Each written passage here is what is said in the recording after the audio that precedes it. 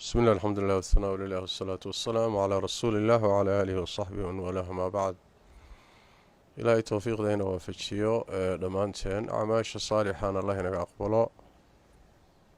waxaa aada u badatay maalmahan su-aasha ku saabsan jumcadii iyo maalintii carafa ayaa iswaafaqaya, marka ma la soomayaa maalinta carafada mise la soomi maayo hadday jumcada waafaqdo. horta maalinta carafa soomitaankeedu waxay ku sugan tahay axaadiista nebiga sal alla alay wasalam, fadligeeduna wuxuu rasuulku ku sheegay sal alla alay wasalam 2 sano dembigooda in ilaahay ku dhaafayo dembigii sanadkii hore iyo sanadka soo socda.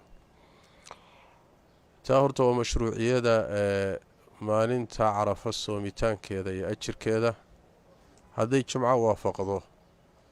jumcadana waxaa sugan axaadiis fara badan oo nabigu sal alla alay wasalam uu leeyahay laa yasuumanna axadukum yowma aljumucati ilaa an yasuuma yowman qablahu aw yowman bacdah, midkiin yuusan maalinta jumcada soomin ilaa inuu maalin ka hormariyo ama maalin ka dambaysiiyo mooye.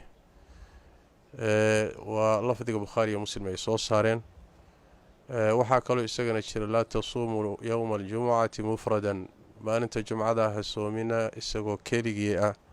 axmed iyo nasaa-i keyrkood baa iyagana soo saaray. lafdi kale wuxuu leey rasuulku wuxuu reebay maalinta jumcada lagu gooni yeelo soon lagu gooni yeelo. marka carafadii iyo maalinta jumcadoo la diiday in soon lagu gooni yeelo iyo maalinkii carafada oo soonkeeda laysfaray hadday iswaafaqaan see baa la yeelayaa way su-aashu.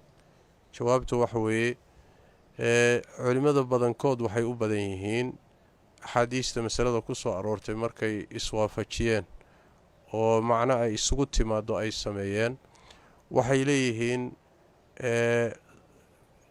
badankood in la soomo maalinta jumcada hadday carafo waafaqdo waa la soomi karaa bay leeyihiin. waxaase ka fiican in maalinka ka horeeya lala soo soomo oo khamiistoo kale lala soomo. haddiise laakiin uusan ruuxu khamiista soo soomin, jumcada keligeeda hadday carafo waafaqdo wuu soomi karayaa, lianna waxa weeye uma qastin inuu maalinta jumcada ku khaas yeelo soonka, laakiin sabab kalaa keentay oo carafo waafaqday ah. gaar ahaan hadday caado u ahaan jirtay inuu soomo iyadu kuma sii jirto, oo xadiidka abu hurayra fii saxiixi muslim ayaa nebigu sal alla alay wasalam wuxuu leeyahay laa takhusuu yowma aljumucati bisiyaamin min bayni alayaam ilaa an yakuuna fii sawmin yasuumuhu axadukum. maalinta jumcada ah soon ha ku gooni yeelina oo maalmaha kale ha kaga gooni yeelina ilaa inuu yahay soon uu ruuxu soomi jiray mooye. bimacnaa dad waxaa jira labada beriya isku xigta maalinna soomo maalinna afura, waa sawmu daawuud nebigu ku tilmaamay sal afdalu siyaam. marka hadday jumco kusoo hagaagto maalinkuu soomayey wuu soomi karayaa, leanna waxa weeye soom uu soomi jiray bay kusoo hagaagtay. carafa waa maalin la soomo, iyadana haddii kusoo hagaagto maalinkii la soomi jiray oo dadku soomi jireen oo carafa ay u soomi jireen umbaa jumco kusoo hagaagtay, ee qasadku jumcada in la soomo ma aha. taasaa waxay tilmaamaysaa in soonkeedu uusan dhib lahayn, balse si khilaafka ruuxu uga baxo taxadarkiisa u qaato inuu khamiista la soo soomaa fiican, kadibna jumcada uu markaasi uu maalinta carafaa soomo. soon siyaadana waa ku jirto, khamiistana si gooniyu nebigu u soomi jiray sal alla alay wasalam, oo asbuucii wuxuu soomi jiray khamiista iyo isniinta. marka khamiista soonkeediina waa ku jira ajirkeedii, jumcadii oo carafaana waa ku jirtaa. khilaafkii iyo masalada hadalkeedii oo ruuxu ka baxayna iyadana way ku jirtaa. hadday dhici weydo inuu ruuxu khamiista soo soomo jumcada keligeed ay soo gasho, soonka carafana uu ku aado, ma soomi karayaa? jawaabtu waa haa. saasayna culimmada jamaahiirtoodu ay qabaan salafan wa khalafan. culimmadii hore iyo kuwii dambeba saasaa loo badan yahay inuu soomi karo. maxaa yeelay markaasi jumcada ma ah ujeeddadu in lagu khaas yeelayo soonkan, nahyiguna takhsiis buu tilmaamayaa, ha ku khaas yeelina. qasadku ma aha inuu jumco ku khaas yeelayo, laakiin sabab baa timid oo maalin carafaha kusoo hagaagtay, sidaasuu marka u soomayaa. saasay jamaahiirtu masalada ku xalinayaan. sidaas weeye marka masalada jawaabteedu ilaahayna tabaaraka wa tacaala tawfiiq lahayna waafajiyo. wasalaamu calaykum waraxmat ullahi wabarakaatu. بسم الله الحمد لله والصلاة والسلام على رسول الله وعلى آله وصحبه ومن والاه وما بعد. السلام عليكم ورحمة الله وبركاته. ومسألة كوبا وكسابسا المناسبة السنة كان يوم عرفة يوم الجمعة أيسكسو هذين وعنقنا هي يوم عرفة إن للصوم إن فضل بدنته. النبي عليه الصلاة والسلام ويريه حديث أبي قتادة سنة تجي يا سنة صوص صعدة إلهي إنه كلها في الدنبجة بانكر رجينية أنا قدر كفضل أي لهذا أدي يوم عاشوراء صون كذا سنة وها يدو على بلاب سنة تجي يا سنة صوص صعدة. waxaan sidoo kale ognahay in nabigu axaadiis badan calayhi salaatu wasalaam dadka uga reebay in jumcada soon lagu gaar yeelo isagoo axaadiidta intaan ogahay ayna kala qaadin farad iyo sunno in lagu khasiso oo jumcada lagu gaar yeelo. iswaafajinta labada arrimood waa su'aal aada la isu weydiinayo aadna ugu badatay mar kastoo ay munaasabadaha dhacaan maalmaha fadliga badan ama jumco ama sabti inay ku soo aadaanna soo noqnoqda. su-aashan daba su-aasha waxay u timaadaa jumcada keliya oo yowmu carafa ah ma soomi karaa? dabcan waa dadkaan xajka ogaadin.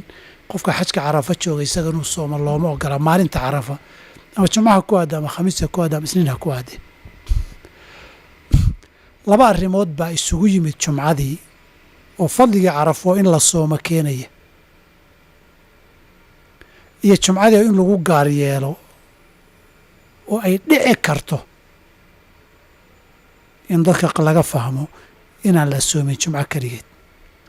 kama hadlayno qofkii sabti lagumaba dari karo waa ciidii khamiis ku dara kama hadlayno. masaladaasaan rabaa inaan idhaahdo jumcada oo keligeeda waa la soomi karaa wax ishkaal iyo dhib ahna ma laha. waxaa la reebay waa jumcanimo loogu gaar yeelo. haddayna ujeeddadu jumco ahayn ee munaasabad jumco ka duwan ku timaado waa la soomi karaa. haddaan ujeeddadu maalinka jumcada ba wax lagu gaar yeelayaa aanay ahayn ay munaasabad kale ku soo beeganto waa la soomi karaa. adiladu waa fara badan tahayee aan labo kaga gaabsado. nabigu alai sl soomka ugu fadli badan soom sunno ah oo la soomo wuxuu ku tilmaamay sawmu nabiyillaahi daawuud kaana yasuumu yowman wa yuftiru yowman. maalinna waa soomi jiray maalinna waa afuri jiray.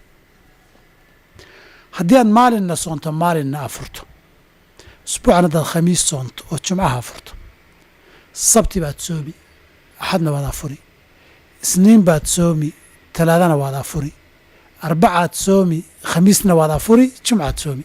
labada usbuuc mid baad jumco soomi.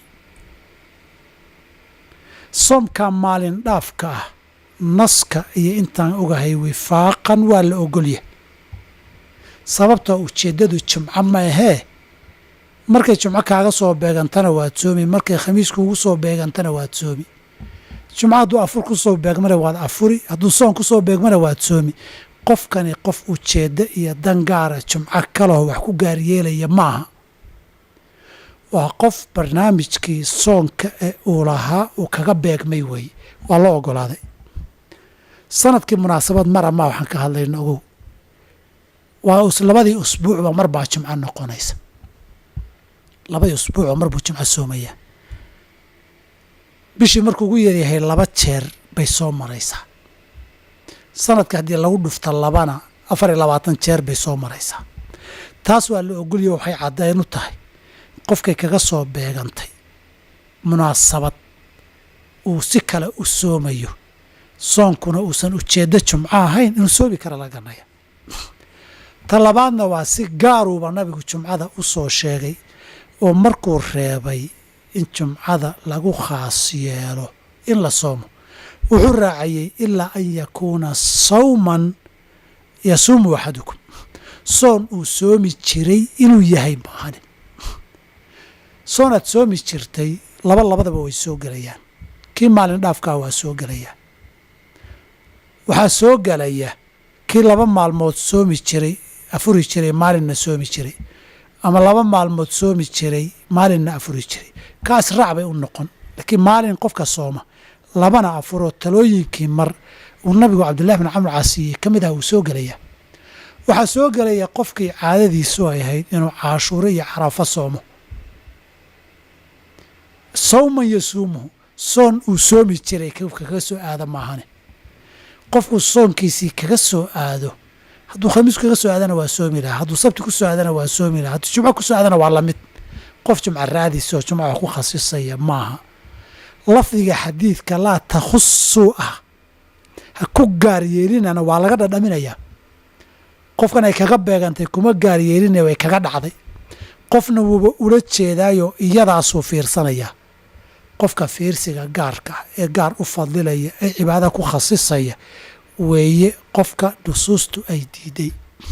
qofka ay cibaado uu cibaadaysan jiray ama u taxano ahayd ay kaga beeganteen jumca wax gaara ka lahayn kagana xidhnayn ma aha qofka laga hadlayo. sidaasay nusuustu ku wada soconaysaa.